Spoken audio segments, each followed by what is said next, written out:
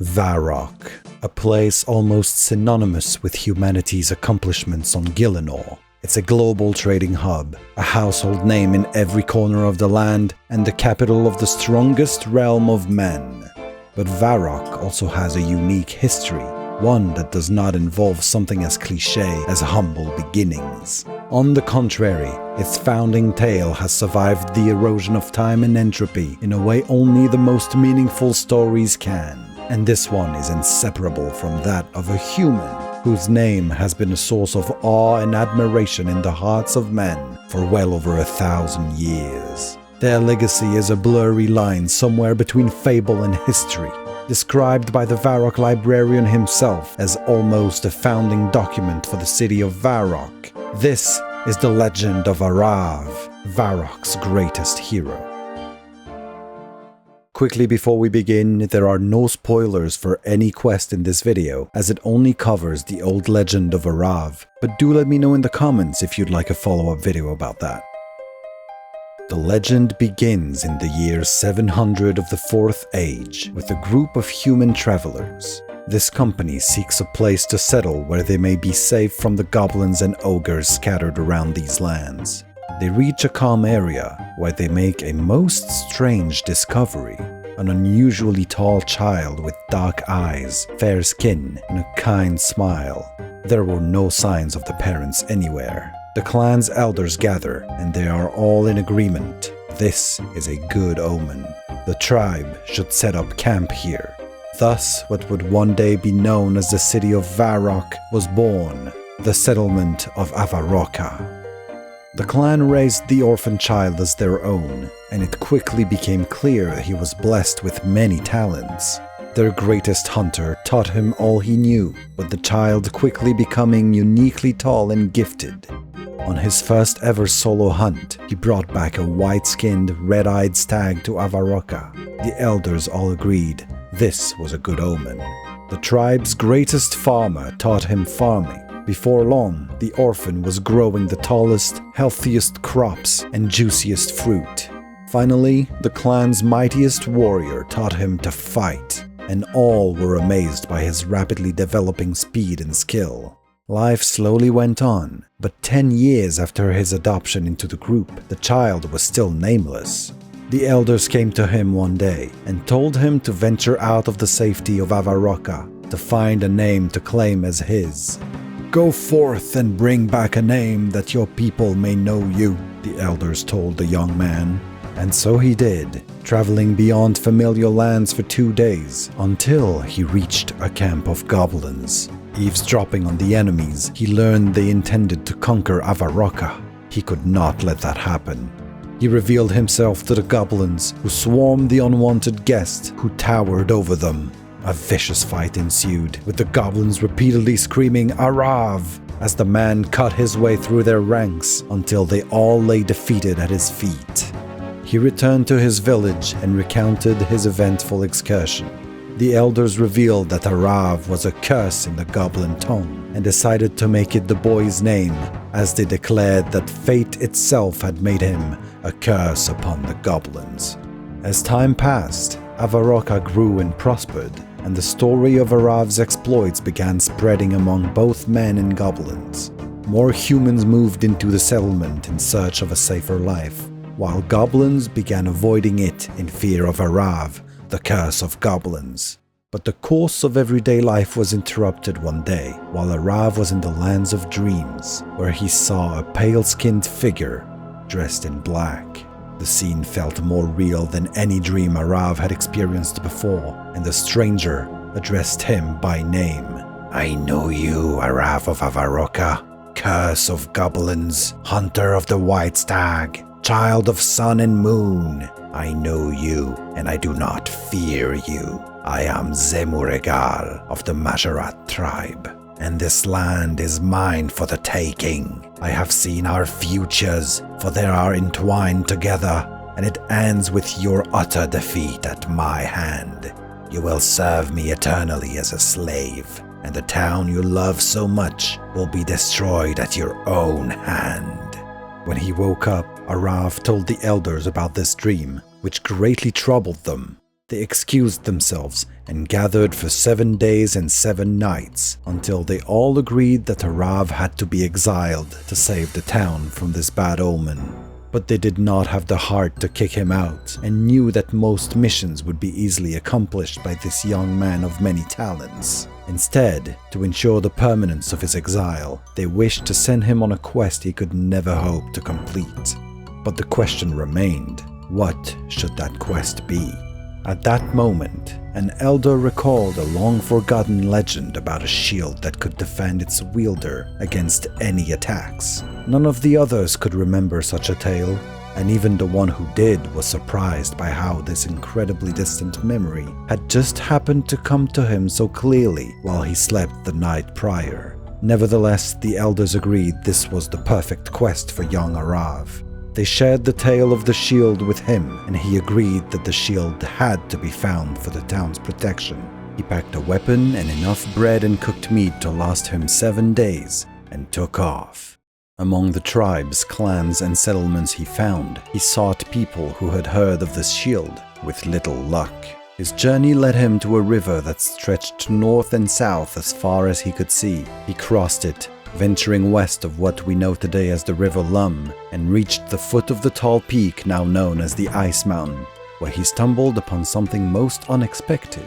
His first meeting with a race he had never encountered before, the dwarves. He told them of the shield he was after. The dwarves denied any knowledge of this item, which was by no means unusual, but Arav could tell that something was off, and even the dwarves could tell he was unconvinced by their claims of ignorance. Yet Arav did not press them. Despite his young age, he was a wise and patient man, and reasoned that gaining their trust would be a slower but more reliable way to uncover their secrets. He dropped the subject and asked the dwarves about themselves, for he was unfamiliar with their kind. They revealed they were dwarves of the Imkondo clan, renowned for their great skills in forging weaponry. They seemed rather puzzled that Arav had never heard of them in their craftsmanship. And if you'd like to learn why there were Imkondo dwarves living in the Ice Mountain in the first place, you should check out chapter 5 of my God Wars video. They offered their guest their hospitality, and he agreed to stay with them, convinced that they knew more than they let on. His stay lasted for days, then weeks, then months. All the while he learned from and about the dwarves, deepening their mutual understanding and respect. Until one day, he was summoned by none other than the Imkondo leader himself for a little heart-to-heart. The dwarf came clean with this new friend of the clan. "Your ways are strange to us, Arav of Avaroka, yet we see the honor with which you carry yourself. When first you came amongst us, you spoke of a mighty shield. We know you suspect us of having knowledge of such an item, and that is why you have remained here. We have offered you our hospitality, and as we have come to know you, we have seen you to be a man of honor. So speak now why you searched for this item, for it is one of our greatest treasures, and we cannot allow it to fall into the hands of the undeserving." Arav related his dream, but when he mentioned the name Zemuregal, a grave shadow fell upon the leader. He explained to Arav that Zemuregal desired control over the shield to enhance his power, and that the Imkondo dwarves had vowed never to let it happen. Their kin remembered the stories of a time when gods walked the land and deeply wished to avoid the kind of devastation it had brought. He added that the man could not hope to defeat the Majorat, and that he feared Arav and the Avaroka elders had been manipulated by their dark foe. Then, once again, Arav is asked to leave. Arav was deeply saddened, and realized that the elders had sent him on this mission for the same reason. But he understood the dwarves' concerns. He accepted willingly, leaving the domain of his only friends outside of Avaroka. All that was left for him to do was to wander the land with the desperate hope that the dwarves had lied about possessing the shield. He could once again find few people who knew of the item, and those who did would go pale and clamp down at the mention of Zemuregal. The once celebrated hero became an outcast, traveling the land aimlessly. At one point he came across a cave that was isolated enough that settling there would spare anyone else from the curse that was upon him. He stood at the entrance for a while, watching nature go about its business beyond. But unbeknownst to him, the cave was not empty. Inside of it resided a beast who, the legend goes, had been asleep for 1,000 years. The smell of Arav's sweat and hunger reached its nostrils, triggering the creature's deepest primordial instincts. It awoke and rose, its mind consumed by the desire to hunt this prey. It attempted to take Arav by surprise, but greatly underestimated the man's skill and speed. The hero retaliated with surprising swiftness. The beast had lost the element of surprise, and without it, the combatants were a near-perfect match for each other. It is said a ruthless fight followed that lasted 2 days and nights, during which each foe faced their first ever worthy adversary. At the end of the second day, just as the sun threatened to vanish over the horizon, its last rays reflected onto Arav's weapon as he was taking a swing, blinding the beast for the briefest of instants, but just long enough for Arav to plunge it deep into its chest. The creature let out a hair-raising screech that echoed through the cave for so long that by the time Arav could no longer hear it, his foe was long dead.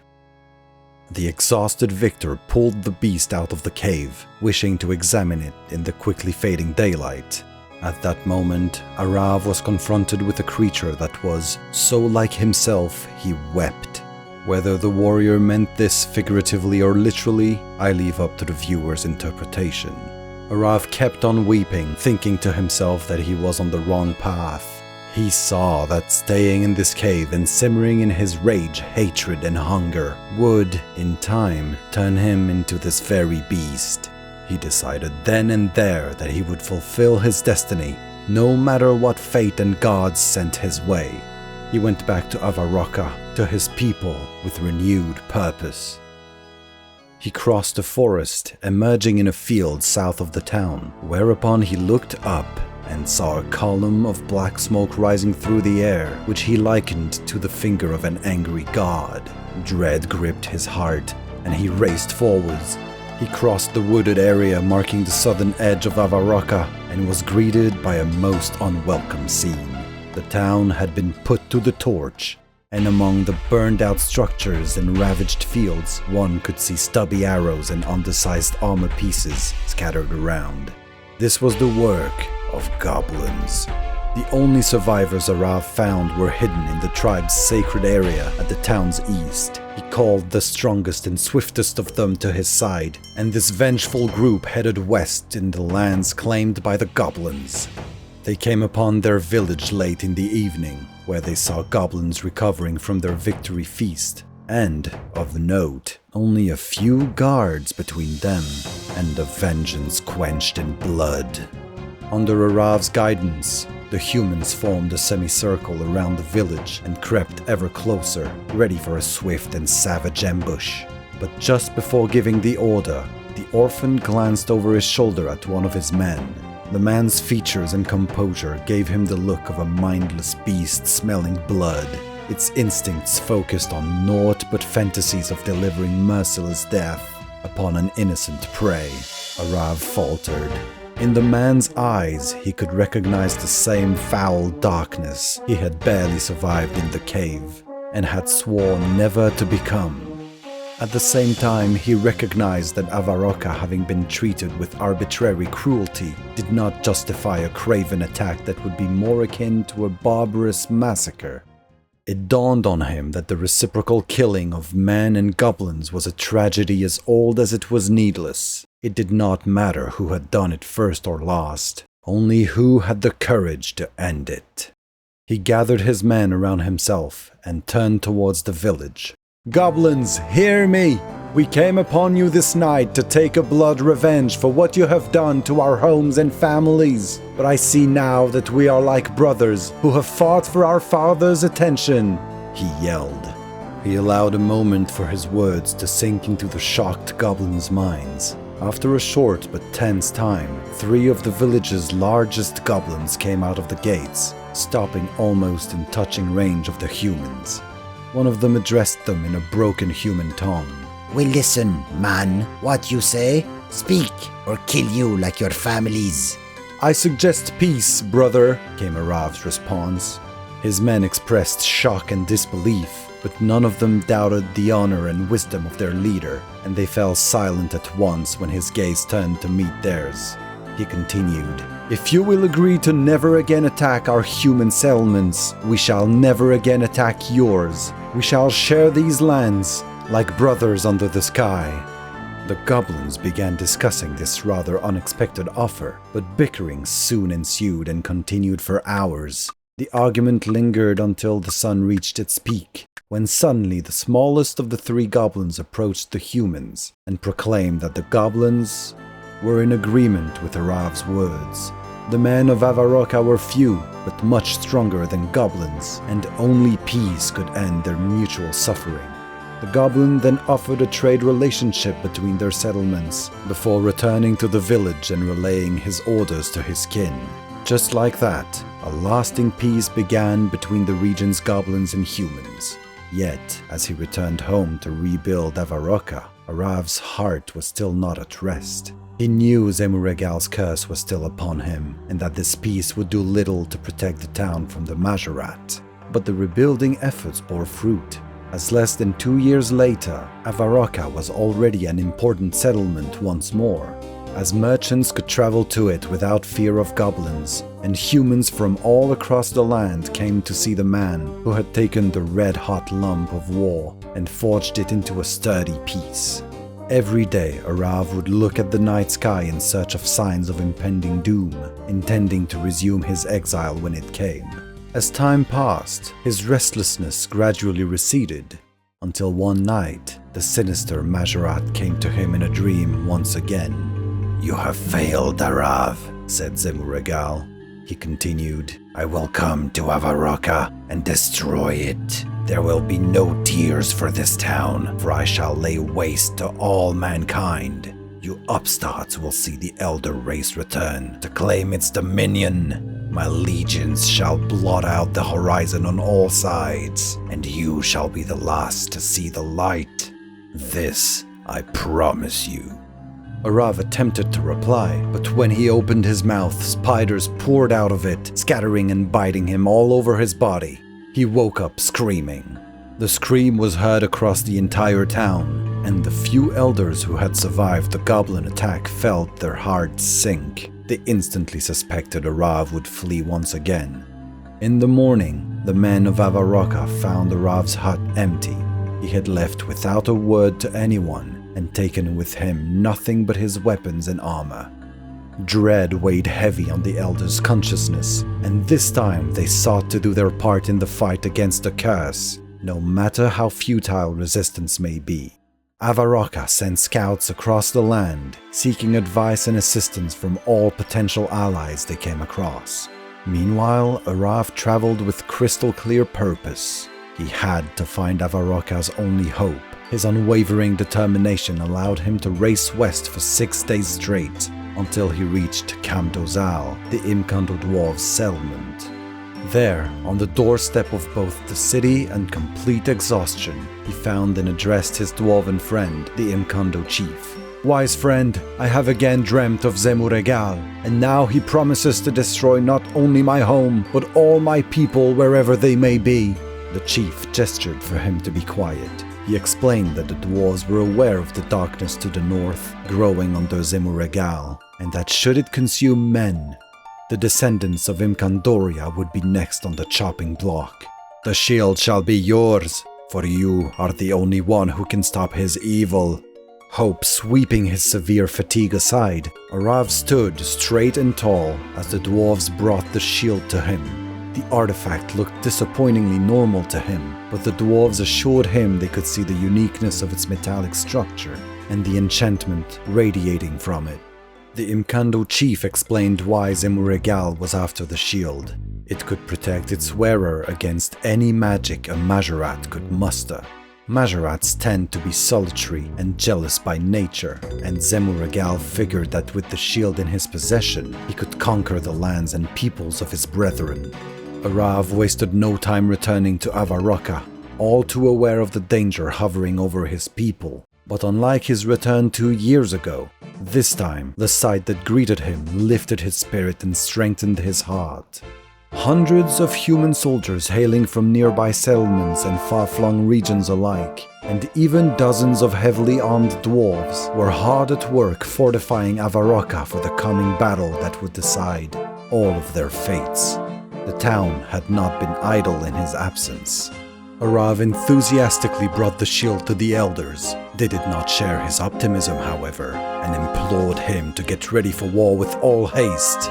They revealed what their scouts had witnessed, a soul-shattering nightmare the likes of which implied the unraveling of the world itself was upon them. The dead had risen in the north, forming an army vast enough to drown a continent, and in all likelihood, this apocalyptic procession could reach Avaroka as soon as the next morning. Despite the exhaustion from his travels and emotional twists and turns, Arav allowed himself but a short rest before bracing for the coming storm. Avaroka had few weapons, so men were armed with whatever was available. The dwarves dug ditches near the walls, where the archers would be placed. The fortification of their position continued tirelessly all night, but when dawn came, the defenders were overtaken by horror when they cast their gaze northwards upon an undead army that stretched as far as the eye could see in either direction. And at their head was a dark figure that Arav recognized as Zamurigal. When the host stopped their impetuous march, the first ranks of the Risen were only a short ways from the wall. The Majorat stepped forwards, looked straight at Arav, and laughed. Flames and dust appeared overhead, forming nightmarish shapes. Archers let loose at them, only for their arrows to pass right through the projectiles as they came crashing down like a rain of destruction, causing those hit to collapse with horrific injuries. But the bombardment left Arav unharmed. Through the shield's protection, the magic would simply dissipate when he was about to be struck. He roared, hopped down the wall, and stood tall before the infinite undead tide. Avaroka's casualties began rising again, striking those near them who just an instant before had been their brothers and friends. But those who Arav defeated did not return. He cut his way through the enemy ranks like a fire surged through gentle snow, carving himself a bloody path to Zamurigal. Behind him, despite Avaroka's fiercest resistance, the undead had breached the town's defenses when Arav finally came face to face with his foe. "Your doom is upon you, foolish weakling," spat Zamurigal. "Your shield may save you from my magics, but your home will drown in blood. Even now your people are being slaughtered and shall rise again as my slaves. And now, standing before me like a belligerent child, you shall feel the might of my arm." The Majorat pounced, unleashing a flurry of blows upon Arav in a display of uncanny strength and agility. The shield allowed him to parry the attacks, but there seldom was any opportunity to strike back. The hero thought about the fate of his home, and this momentary distraction was enough for Zamurigal's blade to find its way around his shield, inflicting a deep wound to his thigh. As Zamurigal's bellowing laughter spread across the battlefield, the legend goes that Arav looked down at his shield, still in pristine condition despite the numerous blows it had deflected, and at that moment, he saw the truth of his path. He dashed back to Avaroka, ignoring his wound's searing pain and leaving Zamurigal behind. As he neared the northern wall, he threw his shield over it, where it landed among the inferno engulfing the town. Time stood still, but after a tense moment, all undead soldiers inside the walls fell to the ground in unison, leaving nothing but ashes. A few heartbeats later, the raging fires lost their appetites and subsided, while the nightmarish projectiles dissipated in the sky. As survivors crept out of their hiding spots, standing among a sea of confusion and disbelief, stood a young man barely older than a child, holding the unblemished shield. Arav recognized him as the grandson of the elder who had spoken to him the previous night, someone he knew as a man of honor and compassion. His pondering was cut short by a sudden sharp pain in his back, where a magic blast had found its mark. Arav collapsed in the mud as his nemesis crept forward, towering over him. "Fool! he hissed. "You have surrendered yourself to save your home, but nothing can protect it from me. In time I shall return. The decades pass like moments for those of my tribe, and nothing can defy our will for all time. But when I return, you shall lead my armies. You shall be my greatest champion. You shall suffer with the knowledge that though you hoped to save your people, you shall instead be their doom." Dark smoke poured out of Zemuragal's hands, surrounding Arav's entire body and slowly tightening like a vicious vice. Avaroka's fiercest defender struggled with all his might against the magical force until his body became still and pale. The young man who had spoiled the plans of a demigod, humanity's mightiest hero, had fallen, and thus concludes the legend of Arav. But neither his story nor his beloved city would die with him. Over 14 centuries later, Avaroka, now under the name of Varrock, still stands and prospers, and its ancient savior is held almost as a religious figure, an ideal to be emulated by all men. His tale is also a grim reminder to prepare for his return, however late or unlikely it may be. But the most important lesson he bequeathed humanity was that while few could ever match his prowess on the battlefield, the compassion and strength of spirit that allowed him to fulfill his destiny can be that of any man with the courage to stand tall, even when all hope seems lost.